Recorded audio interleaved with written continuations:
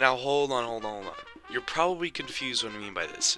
No, I don't mean the brands will go away. Xbox, PlayStation, and Nintendo are not going away anytime soon. As of 2018, the game console industry is valued at around $35 billion. When I say consoles won't be around forever, I mean consoles that run games on the hardware built into the console. You see, as of recently, there's been a new way to run games that has emerged in the past couple of years. Game streaming. Like the name says, game streaming is extremely similar to video streaming. Before the days of online video streaming, you'd have to get a physical storage device to store videos and media. It was initially rolls of film or tapes, and then it eventually evolved into DVDs, floppy disks, hard drives, etc.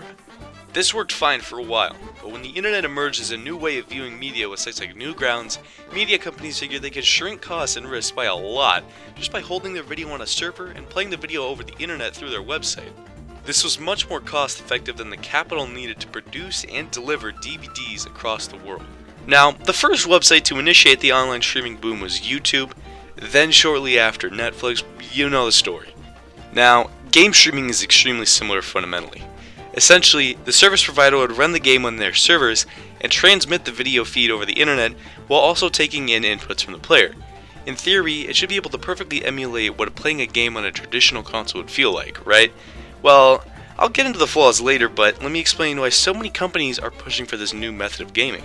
If you're unaware, consoles are basically heavily modified computers.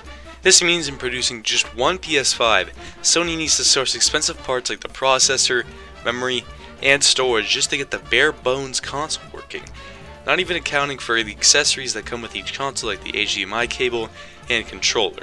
A PC equivalent to an Xbox Series X costs a lot more than $500, and even with mass production of specialized hardware for modern consoles, Sony and Microsoft both lose money on every single console sale. They have to rely on people buying subscriptions or accessories in order to make up their losses.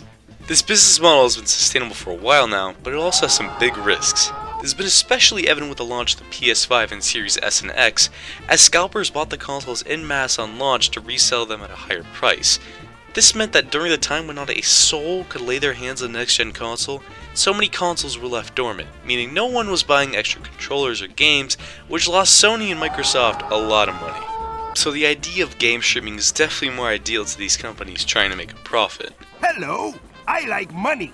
Now, this isn't exactly a novel idea. It has been tried in the past before, and there are services now, but most of them have been giant fuck-ups.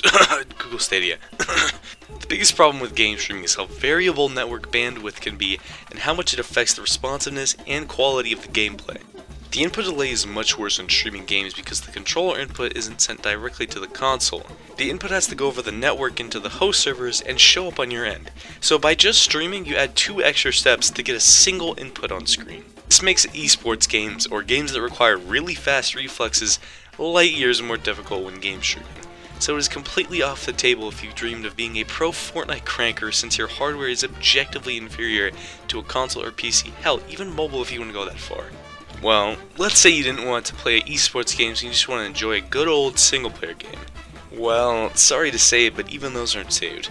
Although the game's graphics would be set to the max and they're running on supercomputers, don't be expecting to do 240 FPS at 4K anytime soon. Depending on how fast your download speed is, you'll need to adjust your frame rate and resolution just to fit within what your router can handle, not even accounting for the compression that would likely happen while game streaming. Think of it like playing a game in a YouTube video.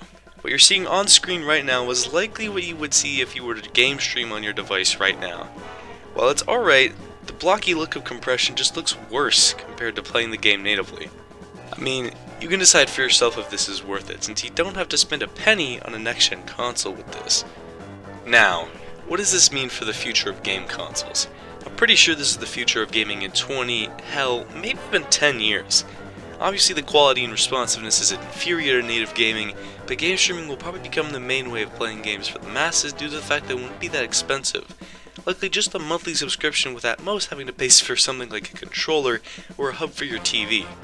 We've seen that the majority of people would prefer the cheaper option of anything.